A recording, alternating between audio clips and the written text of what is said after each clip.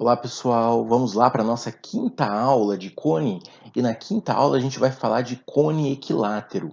O fato do cone ser equilátero significa que a sua seção meridiana é um triângulo equilátero. Eu vou explicar para você isso aqui direitinho, mas antes eu tenho esse slide aqui para lembrar você lá de uma fórmula da geometria plana, que é a altura do triângulo equilátero. Tem várias maneiras de você encontrar essa altura. Lembra o que é triângulo equilátero? Ó.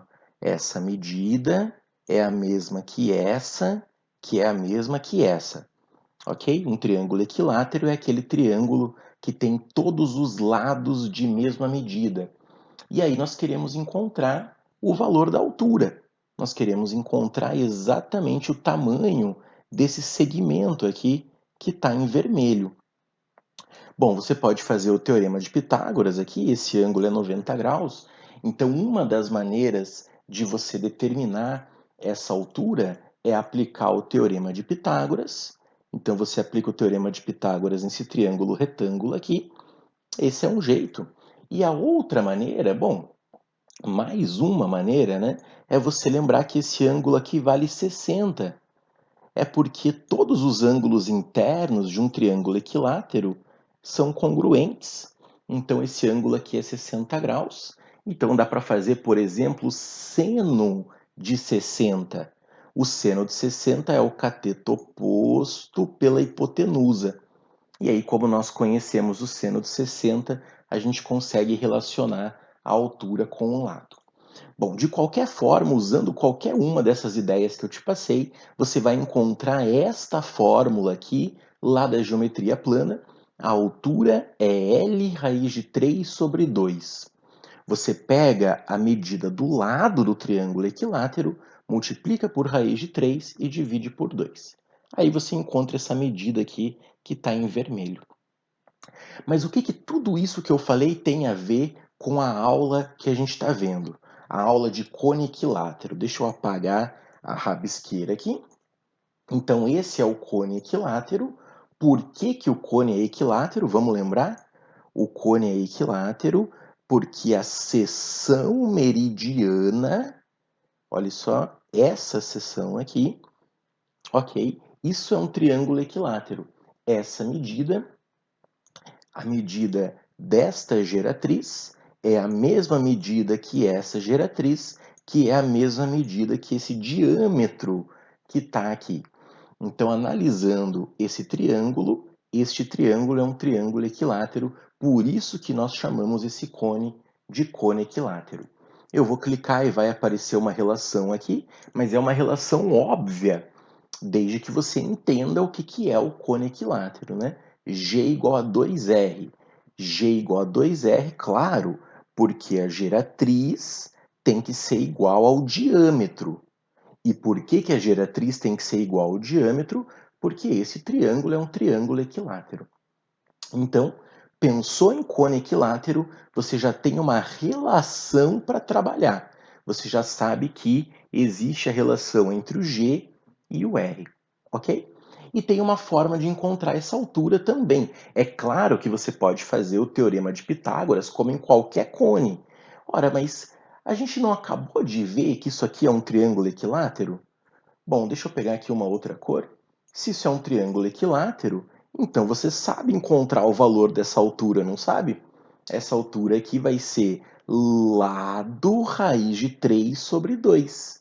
Então eu vou clicar aqui, ó, e vai aparecer a altura. A altura é g raiz de 3 sobre 2. O lado foi trocado por g, porque a gente sabe que agora quem está representando o lado aqui do triângulo equilátero é a medida da geratriz. Vamos fazer um exercício? Deixa eu apagar aqui e aí a gente vai começar o nosso exercício de cone equilátero. Vamos lá.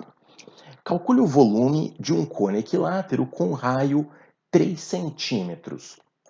Bom, então peraí. Ele está dando para a gente a medida do raio. Se eu sei o tamanho do raio, eu já consigo calcular qual é a geratriz. Mas, claro, isso só é possível porque esse cone é equilátero, né? Bom, peraí, vamos começar com a fórmula do volume? Como ele está pedindo o volume aqui, a gente começa então trabalhando com o volume e vamos ver o que vai acontecer. Volume, área da base, vezes altura sobre 3. Já conhecemos a fórmula do volume de um cone. É claro que eu vou trocar a área da base aqui por πr ao quadrado.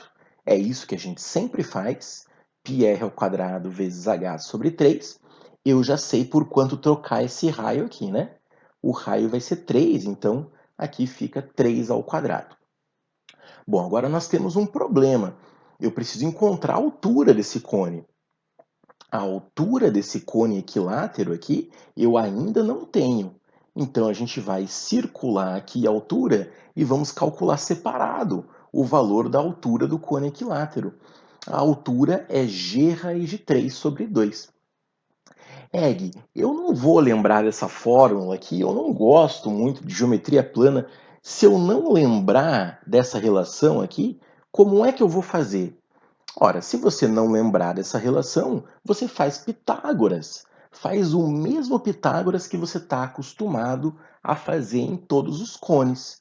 Você tem o raio é 3, e tem o valor de g também, né?